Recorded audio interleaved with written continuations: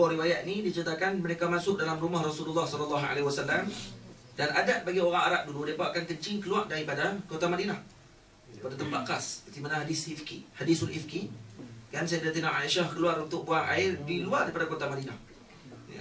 Jadi macam tu adat mereka. Dan mereka akan sediakan bekas untuk kencing. Untuk kencing ada bekas khas, macam mangkuk. Mangkuk ni khusus untuk kencing dalam bekas tersebut. Kemudian esok baru akan dibuang, diletak bawah katil.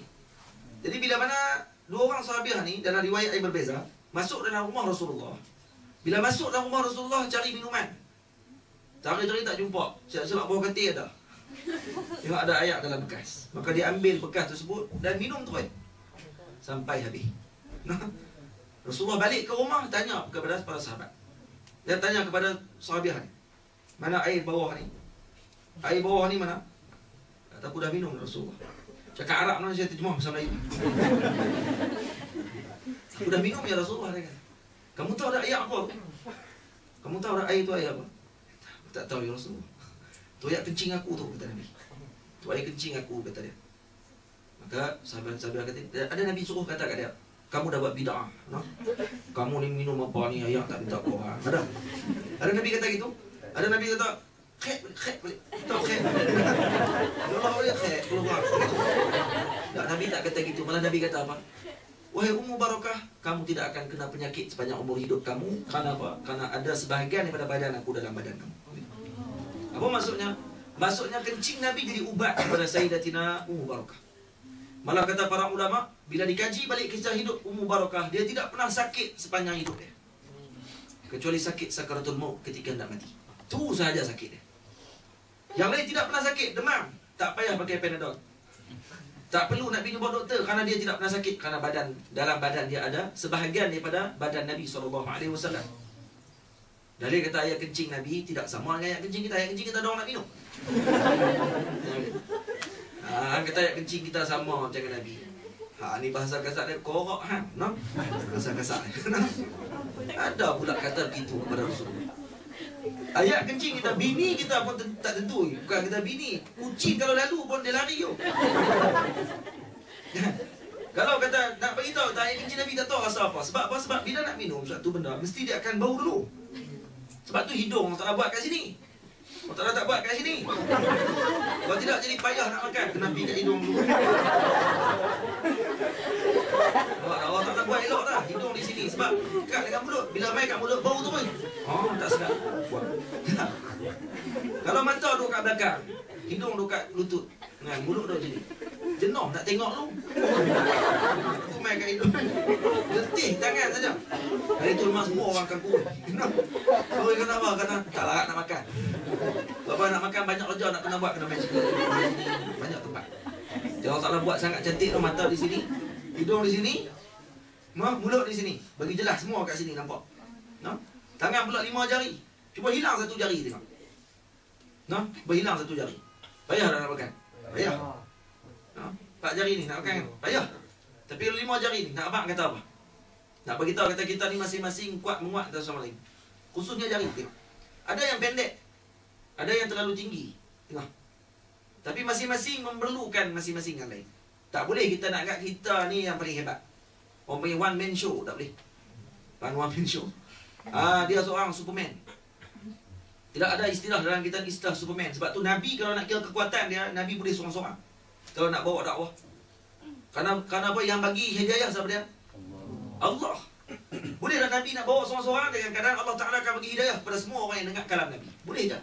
Tapi Nabi tidak buat gitu. Nabi cari sahabat. Nabi ramaikan sahabat Nabi SAW.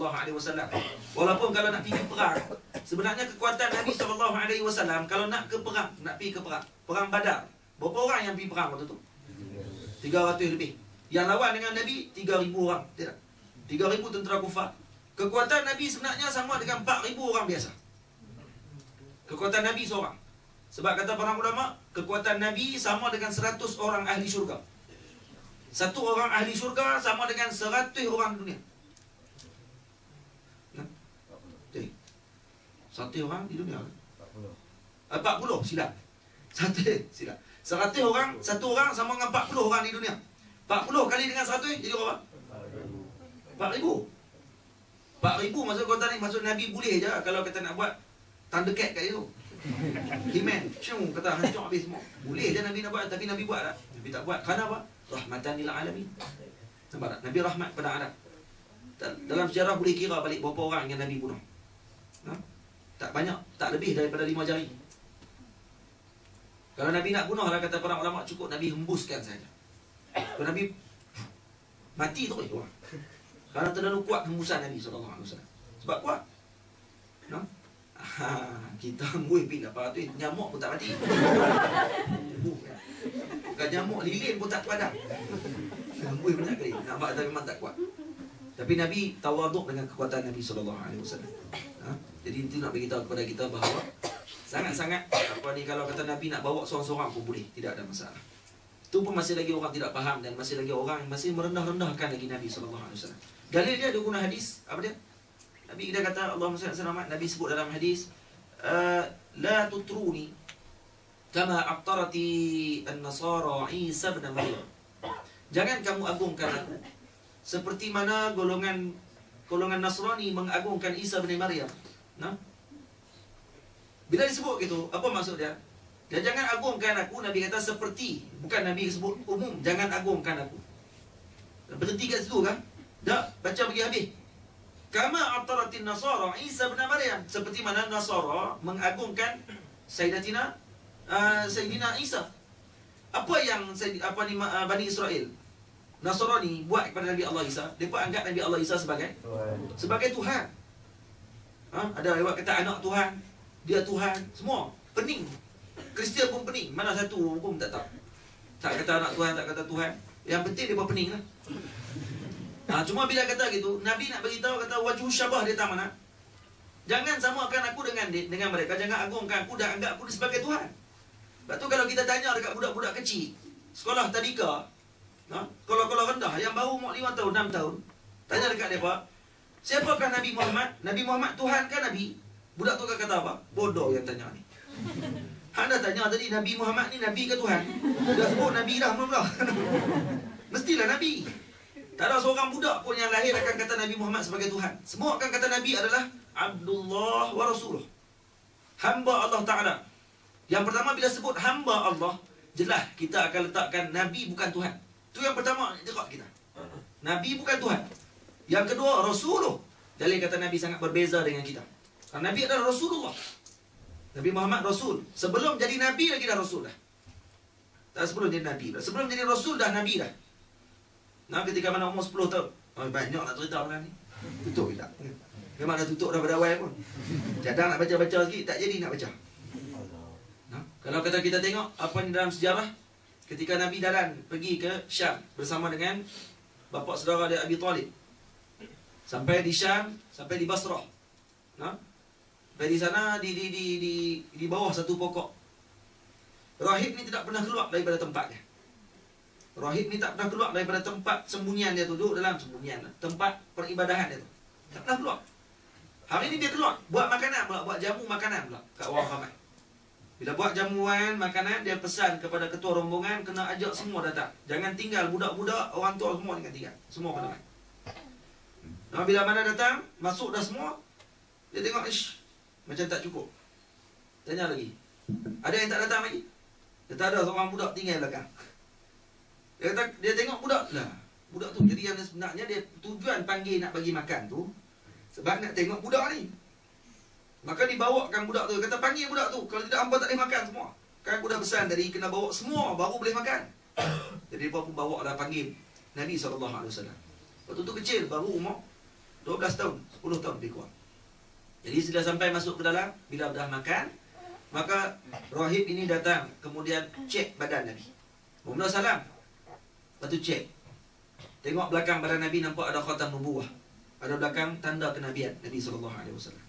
Kemudian dia terus cium tangan Nabi SAW. Kemudian dia kata, Hada Nabiyu, Hada Qatamun Nabiyyin wal Mursalin. Ini adalah pengakhiran para Nabi dan para Rasul.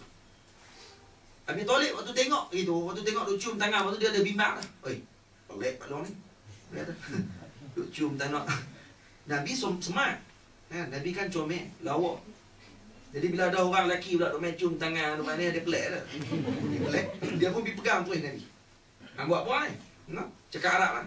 Tu hang buat apa? Dia cakap Kedah. Nabi Talib pegang orang Kedah. Dia pegang ni hang buat apa?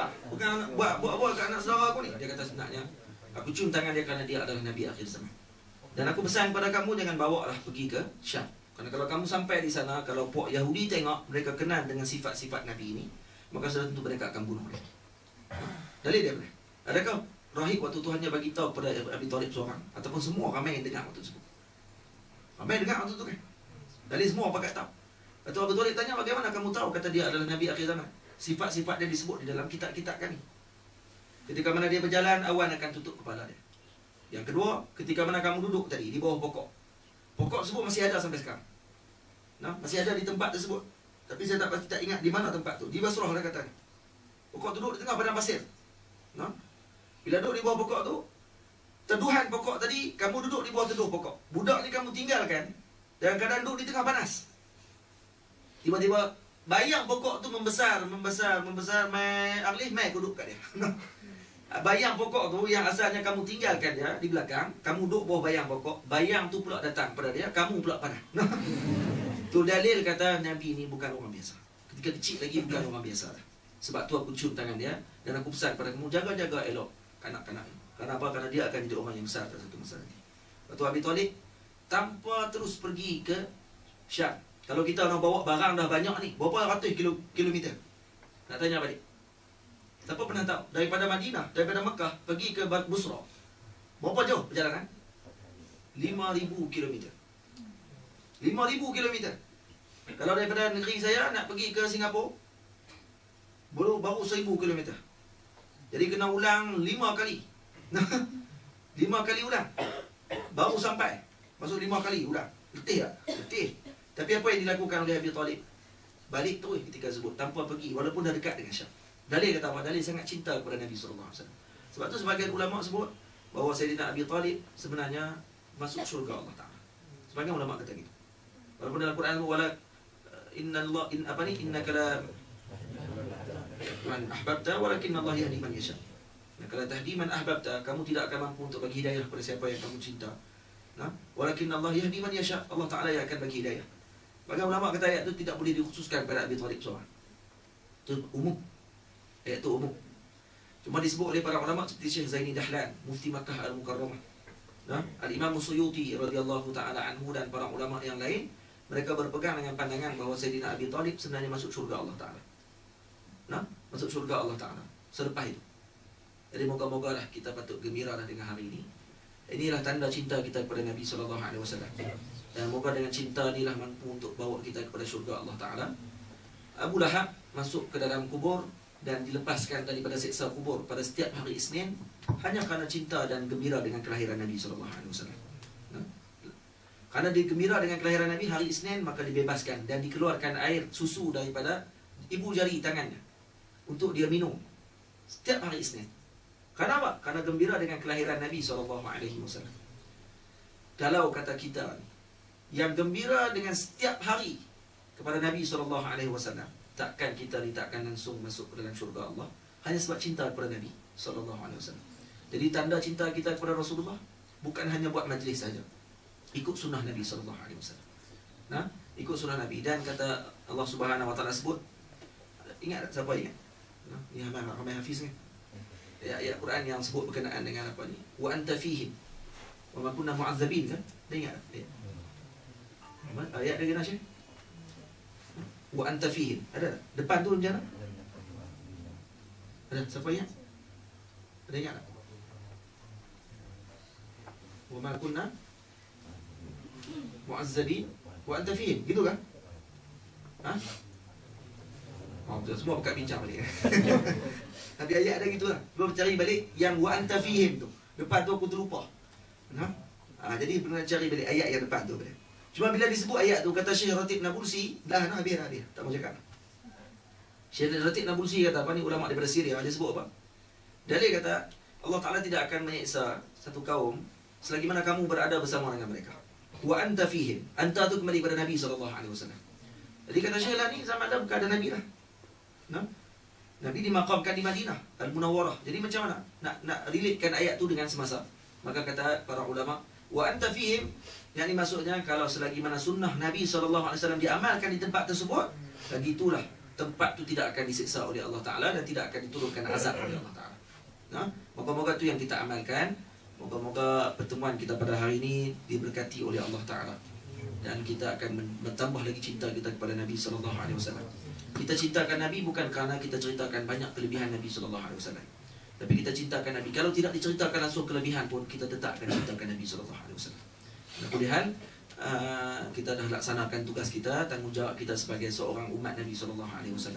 Dan moga Allah Ta'ala terima perhimpunan kita pada hari ini. Dan saya ucapkan terima kasih banyak-banyak kepada pihak Perkemas kerana sudi untuk jemput saya pada hari ini. Walaupun berbeza dialek kita, berbeza negara, tapi kita satu rumpun yang sama.